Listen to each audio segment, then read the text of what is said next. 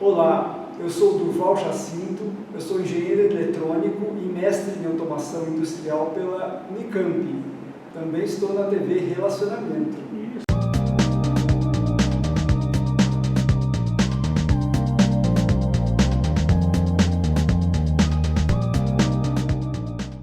Olá, internautas, iniciamos mais um programa Gestão Executiva.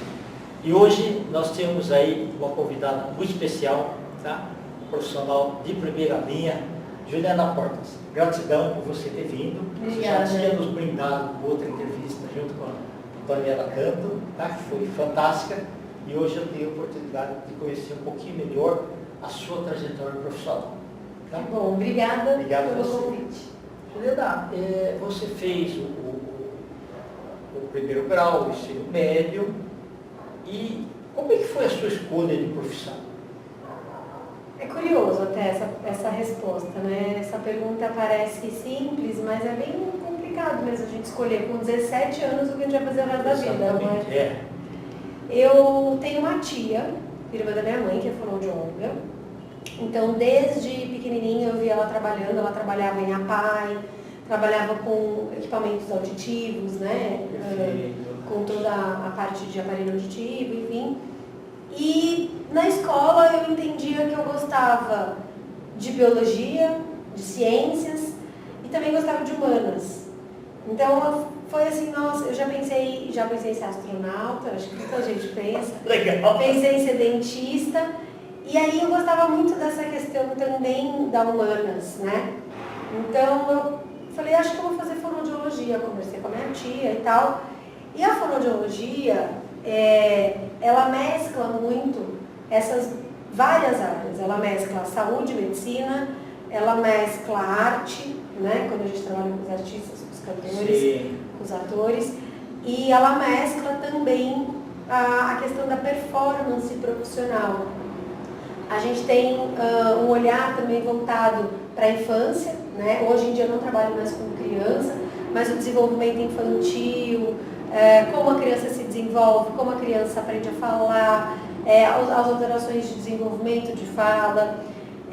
A fonoaudiologia também tem uma área voltada para a parte escolar, que é a questão da leitura e escrita, como as crianças escrevem, como as crianças aprendem a escrever, tem alterações, enfim.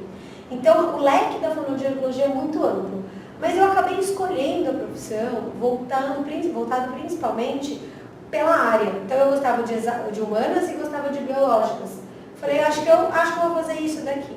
Mas o mais curioso é que eu entrei na faculdade, passei no vestibular, e na primeira semana, um dos trotes, era, eu fiz PUC em Campinas, um dos trotes era a gente assistir várias palestras de profissionais muito renomados. Bacana. E também a gente foi visitar uma APAI lá de Campinas. Então tinha esses trotes assim pra gente, vamos ver, cair na real, né? Que é a fonoaudiologia. Mostrar o que é o mundo real. Isso. E aí eu tive a primeira aula, né? Era assim, segundo dia de aula, que foi com uma fonoaudióloga. E aí ela foi falar de voz, ela trabalhava com telejornalismo, e ela trabalhava com a voz, com a expressividade. Falei, é isso que eu quero fazer. Então, olha Você que... enxergou você falando telejornalismo ou não? Não. Eu cuidar dessas pessoas. Certo. E aí ela falou desse bastidor, do telejornal, dos atores, de um narrador esportivo. Ela falou todo esse bastidor do que a gente chama hoje de voz profissional. Aí eu falei, é isso que eu quero fazer. Imagina, então quer dizer, eu entrei na faculdade e eu descobri o que eu queria fazer só depois que eu entrei na faculdade. Interessante. Eu não entrei pensando, quero trabalhar com cantor, quero trabalhar com ator, né? Aí eu falei, é isso que eu quero fazer. E aí dentro da faculdade eu fui me descobrindo, fui tentando compreender várias áreas. Aí eu digo que hoje em dia não mais, mas na época da graduação, eu falava que para ser fonoaudióloga eu tinha que ter umas 4 vidas. Porque eu queria muito trabalhar em muitas áreas. E eu acho que a gente vai ter que ir se especializando, né, na nossa área. Então, hoje em dia, com 20 anos de formada, 21, eu já trabalhei com oncologia. Na verdade, eu fiz mestrado e doutorado na parte de oncologia, com pessoas que perdem, né, por conta de câncer, partes importantes desse trato aqui. E esse trato, que é a laringe, a língua, também é responsável pela deglutição.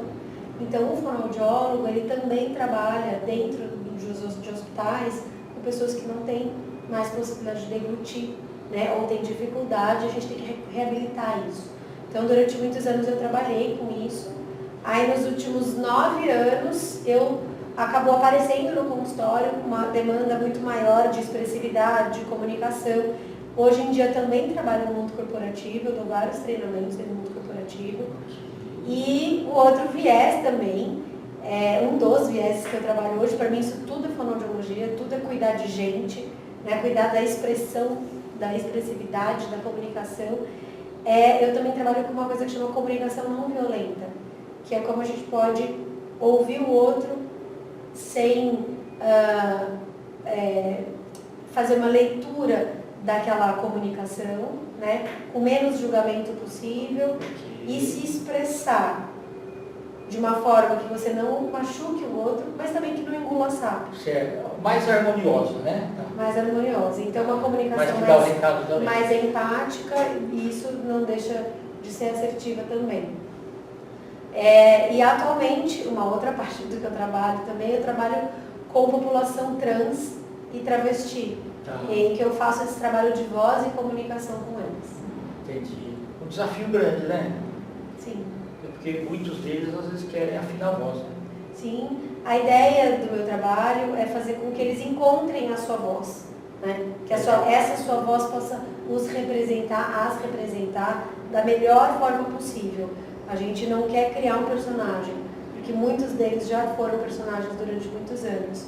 Então eles querem ser quem são e essas pessoas que estão aqui dentro querem se expressar. Então é mais uma parte do meu trabalho. Ô Ju, se você voltasse aí 21 anos no tempo, você não imaginava o que ia ter, né? Não. E mesmo assim, de, sei lá, 10 anos para cá, novos desafios foram surgindo.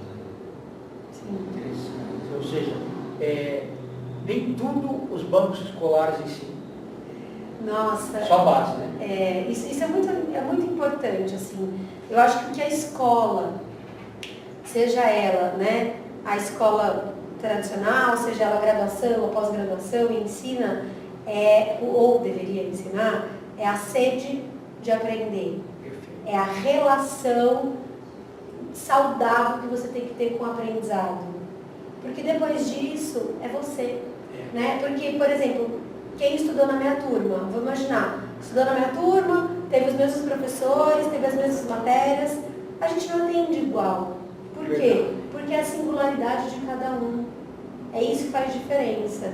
Então, cada um de nós vai usar o seu pessoal para o seu profissional e isso vai potencializar o seu profissional, né, pelo seu pessoal. Então, a minha singularidade faz eu ser essa fonoaudióloga. E interessante você fazer essa pergunta, você sabe que eu nunca tinha parado para pensar que a Juliana de 10 anos atrás, será que ela imaginaria? Não, a Juliana de 20 anos atrás jamais imaginaria a Juliana de hoje. E eu acho que a Juliana que eu imaginei que seria hoje, eu não quero mais ser.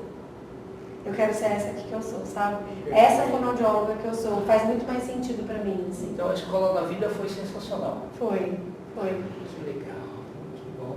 É bacana. Agora, você acha que o olhar das pessoas que formaram com você continua o mesmo ou ele também pode ter mudado?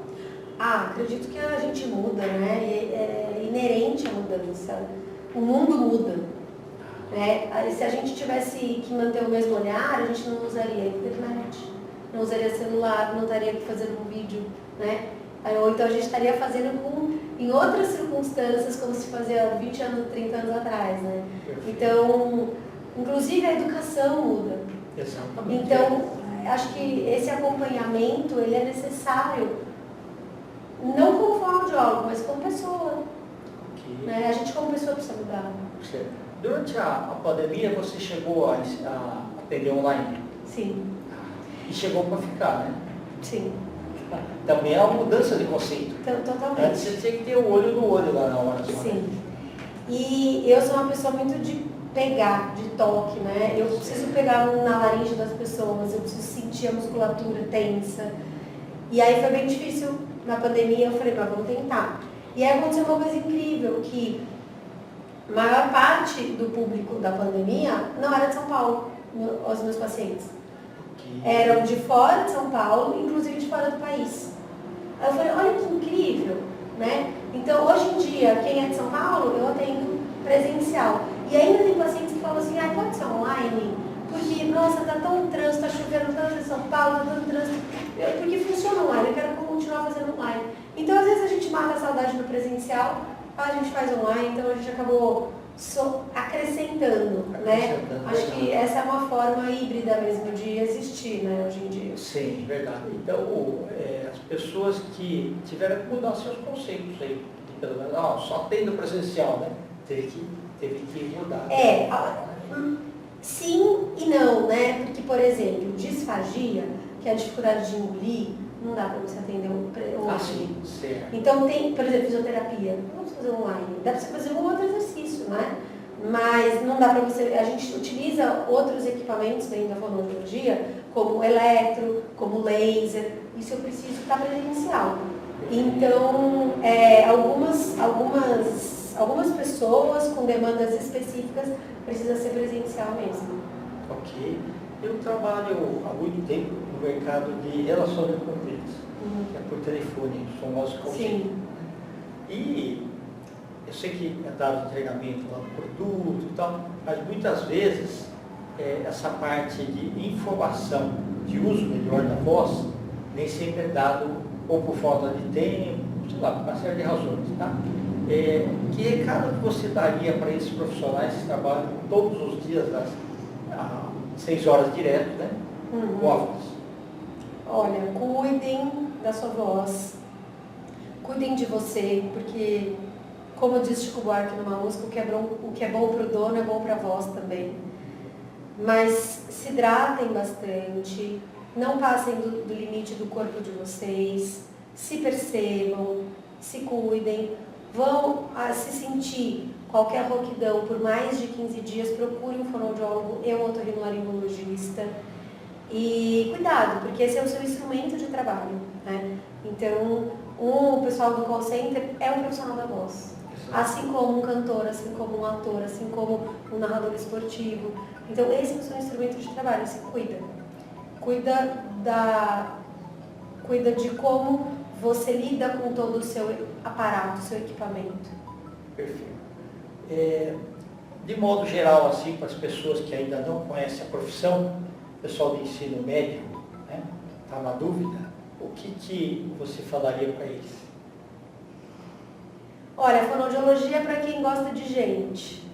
Okay. A fonoaudiologia é para quem gosta de ver o outro brilhar, e sim, pode dar e cuidar desse direito, porque a comunicação não é um dom, é um direito. Então a gente precisa cuidar, e quem se identificar com isso, quem gostar de gente, quem gostar de cuidar, quem gostar de comunicação, vem, que é uma profissão linda.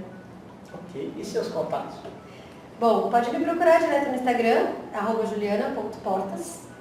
E aí a gente, lá tem várias informações, pode me mandar direct que a gente troca e também esclareço algumas dúvidas se tiver.